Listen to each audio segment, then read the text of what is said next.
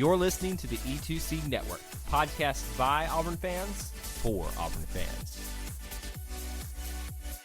War Eagle Auburn fans, and welcome to Tiger Trax, your source for Auburn track and field and cross-country news and discussion. I'm your host, Jessica Loomis, and I'm here with my husband and co-host, Kyle, to discuss the FSU Relays meet in Tallahassee, Florida, March 25th and 26th. So welcome back. Well, sounds like it's going to be a short episode. All we did was the relays. Time to go home. Let's talk about them. No. That's just the name of the meet. The only thing we didn't do was relays. We actually only competed in 2 relays. So why do you even call it relays at that point? Listen, I don't name things. I'm not in charge. You're supposed to be the track expert on this show. You need to know, the hard information and get to the FSU program and say, look, not only did y'all steal a championship from us, but you can't even name things correctly. Excuse me for not reaching out to their athletic director about this. I'm just going to have to put this as on your eval for the year. That's fine. You can take away my job. You can do this from now on. Oh, okay. I'm good. That's what I thought. So, before we actually get into the meet results, there are a couple of things heading into the FSU relays that I just want us to talk about real quick. A couple of wins for Dante Brown and Dontavious Hill. So, last week at the first meet, the Tiger Track Classic, Dante Brown posted the nation's top 100-meter time with a time of 10.15 seconds. 10 seconds, 0.15. And then Dontavious Hill cleared 2.213 meters, which is 7 feet 3 inches, in the high jump, which is the highest jump in the country. Now, unfortunately, both of those marks were beaten this week, but starting off in the first week of track and field, Dante and Dontavious were the top in each of their respective events, and they earned Conference Athlete of the Week for the SEC because of that. Let me paint the picture this way. So, the only way it could have been beaten is if they had actually set the precedent for it to be beaten at this point. Exactly right. So, look, even though it technically got beaten in a matter of a day or something like that? A matter of a week. It's still incredible that they set the mark for the entire nation. Well, and quite literally, Dontavious set the bar high. Oh, did you really just drop that dad joke here? Of course. High jump. He set the bar high. That was easy. That's awful. What did all of our fans are screaming for that joke. They knew they wanted it. And by fans, I mean the one person who listens to us. Well, I'm not proud of you, but I am proud of Dante and Dontavious for not only setting the bar, as you said so, but also getting SEC, Athlete of the Week, for track and field, which I think is, we see a lot of that. We see a lot of that in football and basketball and things like that. We don't get to talk about it a lot in some of these other sports. Equestrian, they just dominate everything. But, track and field, we're seeing more and more of these honors that we get to talk about and celebrate during the week. Yeah, absolutely. So now we can move on to the FSU relays and some of those meet highlights if you want just to start. The relays. Remember, we're just doing the relays. Okay, well then I guess I have no highlights for you. Okay, show's over. We're done. All right, why don't you talk about some highlights? All right, the highlights for this meet, and I see exactly what happened here. She wants me to pronounce this brand new name that we have here. This is easy. I can do this. Niles Fisher? Niles Fisher? Excuse me. Niles Fisher made his Auburn debut and broke the Auburn school record in the men's javelin throw with a throw of 73.69 meters. Hold up. Ain't nobody gonna be taking the shine away from my Kylie Carter. I know this is on the men's side. I was about to say, this is men. It don't matter, but we all know who the champion javelin thrower is, no matter what, and that is Kylie Carter. For women, but Kylie Carter. Okay. Because she's got my name. Niles Fisher. Similar. Okay, Niles Fisher broke that record on his debut. That's an incredible way to make your debut as a Tiger. The previous record was held by Justin Carter. We talked about him in the past. And was earned at the 2014 SEC Outdoor Championships. So a 7-year record. Broken on your debut. Yep. Absolutely incredible. Welcome to Auburn. Cade Antonucci placed second in the javelin throw, and Eric Ebel placed third with a PR. We got a sweep. I think should I do that every time we get a sweep now? I like it. Nah, that's too much work. Can't do that. Sorry. Okay. Dante Brown, as we've already talked about him a little bit, he placed second in the men's 100 meter with a wind-aided time of 10.11 seconds. Hold on. So I want you to think about this. What do you think wind-aided? Running with the wind. There you go. That's actually a thing? Yeah. Really? Because his time was significantly faster. So before, the nation's top time was 10.15, but there was no wind. This is 10.11 wind-aided. So here, let me I'm just trying to process this because, on this show, I'm usually the color commentator and I am often the voice of the non-track and field traditional fan here. Okay, right. Why would you count that? Shouldn't you just do what the conditions are? Because the wind changes so much. It does, but apparently this was significant enough that they had to count it as wind aided. So you don't know what the bar of significant is or not, like 10 miles per hour. God, you're making me feel like such a bad host. No, I'm just curious. This is where my mind goes when I see something crazy like that, well, wind aided. You can carry the show while I Google this. I think it's going to take you a while to look that one up. All right, we'll keep moving along. Caroline Lawrence earned a gold medal in the women's high jump with a season best high of 1.74 meters. Kyle Brown placed second in the men's hammer throw with a PR, and Eric Ebel placed third. Kylie Carter, as I mentioned earlier, my girl, placed second in the javelin with a throw of 56.17 meters, and it's the fifth best throw in school history. She's got much more in her to come. And Dontavious Hill and TJ Funchess placed second and third in the men's high jump. Funchess got a PR by nearly 5 inches. Is that what that mark means right there? Inches? 5 inches? Yes, okay. Just making sure I had that right. You know me and numbers, we don't do well together. And then your final highlight before we get all to the nitty-gritty, Matthew Asplin placed second in the pole vault. So there's a lot of things to celebrate in this events and these meets here. There are quite a lot. I have an answer for you on wind-aided times. This is coming straight from the research department right here. At runnersconnect.net. So it's not a .com, so it seems reputable, right? Is that a thing? Like, is .net more reputable? Yeah. Really? No. Anyway, you are just very contradictory tonight. No, I'm just trying to, this is my inquisitive mind. So, actually, this is from Elite Feet. A wind of 1.9 meters per second is legal. Oh my Anything above that, so 2.1 meters per second is too much assistance, and it would be counted as a wind-aided time. Well, this would make sense with the storms that unfortunately rolled through the southeast this week. I'm sure it was, whether it was before or after the storm, the wind coming in probably. What is the thing called? Is wind it a barometer? Barometer would be the air pressure. Oh. But yeah, that has to do with storms and stuff like that. What is that thing that... It's not called a windsock. Yeah, a windsock, like an airfield. It measures where the wind's going. Or not how does it measure how many meters per second the wind okay. is? How about this? We're going to put it to our listeners, because I know there's a few of you out there at least. Can you tell us what Jessica's thinking of here? What measures the wind and air speed? If that's what you're thinking of. Yeah, that is what I'm thinking of, because, how did we know that this was an aided time? Or we're just going, woo, that wind is fast. Thank you for that. You're welcome. I was not ready for woo, that was fast. I'm sorry, hold on. Coach Spry, can we please hire Jessica to just come out to the field with a microphone at the beginning of every track meet in Auburn, put her finger, lick her finger, put it in the wind, and go, woo, that's fast. All right, wind aided. Wind aided. Got it. That's the title of this show. Woo, that wind is fast. Take it, we're changing to wind aided, not Tiger Tracks anymore. I'm not mad at that, actually. It's not bad, actually. Wind aided. All right, let's go to some real results. What a tangent. I mean, do we ever not go on tangents? Nah. Okay. Can't think of it. Let's start off some real results. All the results, not just the highlights. So, starting with the men's 100-meter dash, we had Dante Brown getting second out of 13 athletes with his wind-aided time of 10.11 seconds. Brandon Smiley, 7th place, 10.63 seconds. And Jason Reese, 8th place with a time of 10.65 seconds. That's the first time this outdoor season for Brandon. And Jason got exactly the same as he did last time. Which, unfortunately, this is the wind-aided time. Therefore, it would be a smidge slower. True, by definition of what we just understood. So, right. I was trying to build him up and say he was consistent, but then you just drug Jason down. So no, I'm not dragging anybody down. I'm just. It's all right. It's fine. Jason, it's okay. I stuck up for you, man. You've acknowledged that I don't know what I'm talking about 2 times already on this show. So here we are. For the men's 400-meter dash, we only had one competitor. Eric Brown placed 15th out of 17 athletes with a time of 49.27 seconds.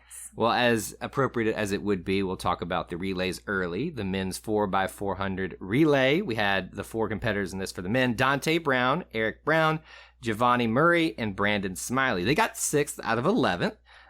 Competitive teams there at a time of 3 minutes 17.3 seconds. Yeah, I'm fairly impressed with that result. I am too, because typically, let's be honest, Auburn does not have the best relay teams except for the 4x1. They had a pretty good run for 4x1. And that's when Sean Shivers was there too. Correct. He's probably not going to be there. And what's his face? What's his face? The other footballer. Hang on. Anthony Schwartz. He wasn't running. I said hang on. But he wasn't running relays though. Yeah. No, he wasn't. He was only a sprinter. Okay, I'm just going to stop the show and let Kyle be host because now I've been wrong 3 times. It's just, I can correct you on the football things because I know about that. So, anyway, but the relay did really well. I'm actually shocked that they did as well as they did in this first appearance. All right, the men's 110-meter hurdles. Alex Pyrodonis got 10th out of 16 competitors, and then David was right behind him in 11th place. Alex's time was 15.07 seconds, and David's was 15.32 seconds. So moving on to the men's 400-meter hurdles, our one competitor, Caden Seal, he placed 3rd out of 3 athletes because these people got smart this time. There were only 3 people that could do this. They listened to you on the last episode. Honestly, this is the hardest event. So Caden, you have all the mad props. He got a time of 54.57 seconds, which is faster than his time last week by, 1.3 seconds? Yeah, that's a pretty significant clip there. That's awesome. So good job to him. And next, we've got the men's high jump. We had Dontavious Hill place 2nd with a jump of 2.12 meters, and TJ Funchess with the same jump placing 3rd, which just means that, remember, that means Dontavious cleared that height more times than TJ did. Absolutely. And Dontavious got better than his last jump in the last meet. And then, oh, yes, he did. Oh, he got lower than that. Excuse me, I had my numbers mixed up there. TJ, however, improved on his jump. Correct. So love to see that. Improved by 5 inches, remember? That's a pretty significant. That's a huge improvement.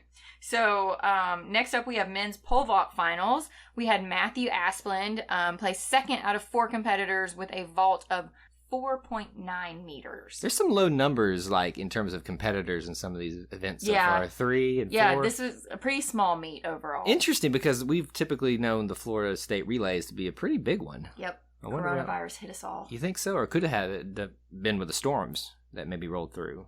Maybe scared some people away from traveling. I don't think so. But I just mean, like, coronavirus last year, like, most people, they didn't have an outdoor team, so maybe they're rebuilding this year. Sure. Like, I don't mean people are sick right now. I just mean that track and field is different. Hey Auburn family, we're going to take a quick breather from this episode to bring you an important message. One of the most well-known things about Auburn fans is how loyal they are, and we show that loyalty by the colors that we wear. Let us help you stock up on those colors by going over to our tpublic.com store. There you'll find a variety of merchandise geared towards designs based on E2C Network and Auburn content. While TeePublic is known for their t-shirts, they have a wide selection of merchandise options for you to select one of these designs to be put on. They also have other types of apparel, stickers, mugs, and much more. Here's the beauty of it. Your purchase will help support this network and the content that we regularly produce. The purchase will also go to support independent artists who put a lot of hard work into designing these concepts, especially for you, the Auburn family. And did I mention that they regularly have sales? T-shirts for $13? You have to be kidding me. If you're ready to explore your purchase options, head on over to tpublic.com/store/E2C Network. You can also get there by going to our website at e2cnetwork.com/support. Now that you've got some options to suit up for game day, let's head back into this episode. All right, long jump for the men. We've got 3 competitors out of 11 total. Alex Pyrodonis led the way with 4th place, a jump of 7.39 meters. John Murray, 10th out of the 11, 6.33 meters. And then David brought up the end of the pack there in 11th place, 6.26 meters. The shot put, Adam Strauff, 8th out of 11 with a throw of 17.26 meters. So a little bit further this time for him by 0.03 meters. And I do think it's interesting. So this is the first time any of our Auburn men have competed in outdoor for the long jump. And we had 3 competitors this time. Yeah. So I don't know why that is, why you wouldn't do it in the last time, because I'm sure there was a long jump event. Oh, of course. That's just a given. Okay, so moving on to the men's hammer throw. We had Kyle Brown placing 2nd out of 4 with a throw of 65.08 meters. Eric Ebo placing 3rd with a throw of 60.35 meters.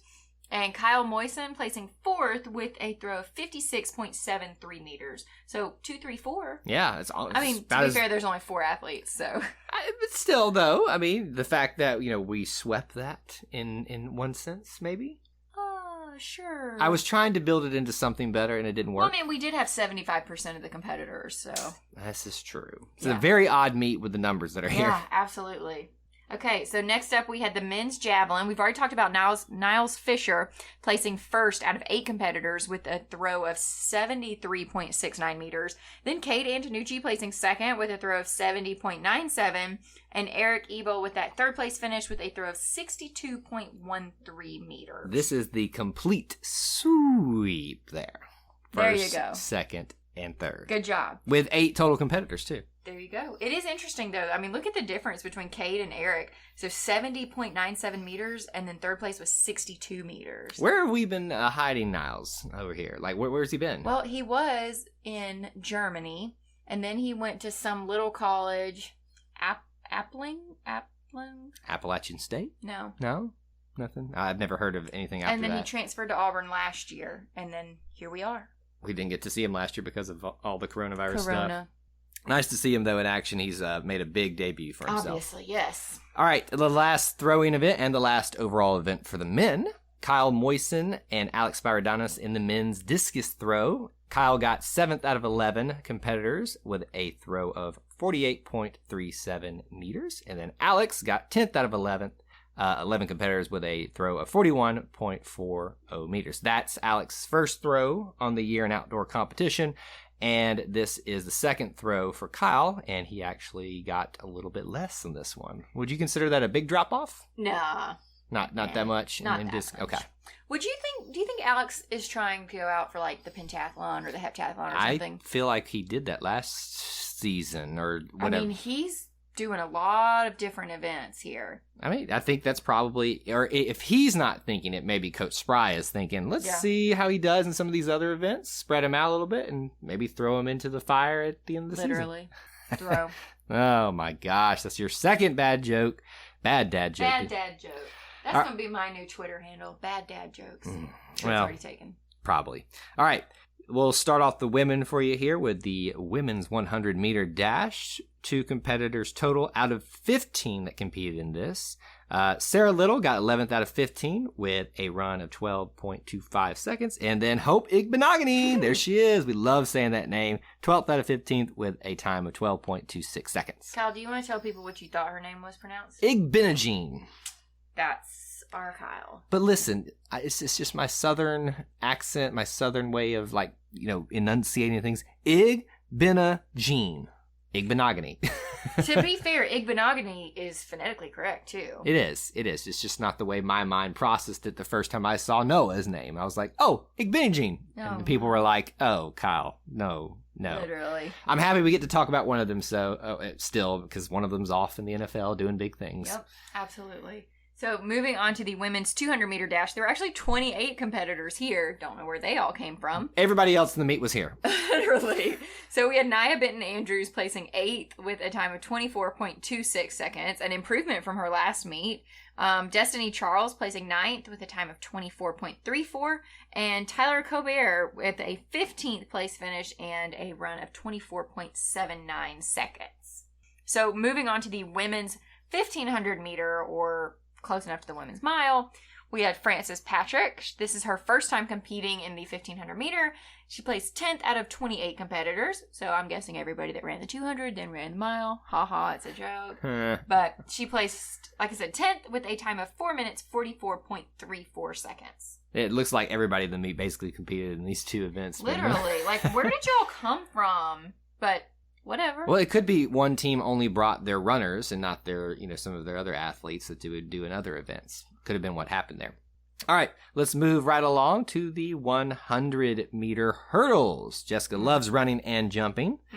Natasha Jordan was our lone competitor, 9th out of 11 competitors with a run and a jump, 14.18 seconds. That's so amazing. I mean, Kyle, we couldn't even run 100 meters in 14 seconds, let alone launch ourselves over things. It is. Now, granted, for her, this is a little bit of a step back from her previous performance at the last meet, but we've seen better from her, and we expect better, and so we'll probably see that later on. It would take me 14 seconds to clear one hurdle.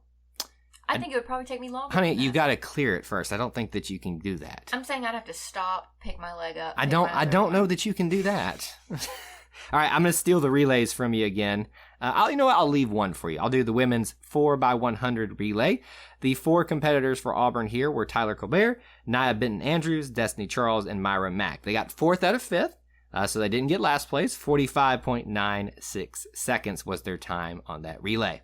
Definitely. So my favorite event, the 4x400 for the women, we had Nia Benton-Andrews, Tyler Colbert, Destiny Charles, and Myra Mack. Placed 8th out of 10 with a time of 3 minutes, 54.7 seconds. So proportionally, they placed the exact same, Literally. like just, you double the competitors, but they still, 4th and then 8th. It's just and interesting. you do realize they had the exact same relay teams. And just different orders. I just noticed that too. So at least they're consistent in both events. And it is so funny to me. If what was published on the track and field results website is accurate, it's just funny that that Tyler, Destiny, and Myra... No. Sorry, Kyle keeps scrolling the screen. Destiny and Myra both had their same place. They were both 3rd and 4th. Mm-hmm. It was Nia and Tyler that swapped out between 1st and 2nd leg. That's So interesting. it is interesting. Which one makes me wonder if Tyler is faster coming out of the blocks, and that's why they put her first. Because think 2nd leg of the 4x1, you're not in blocks. Yeah.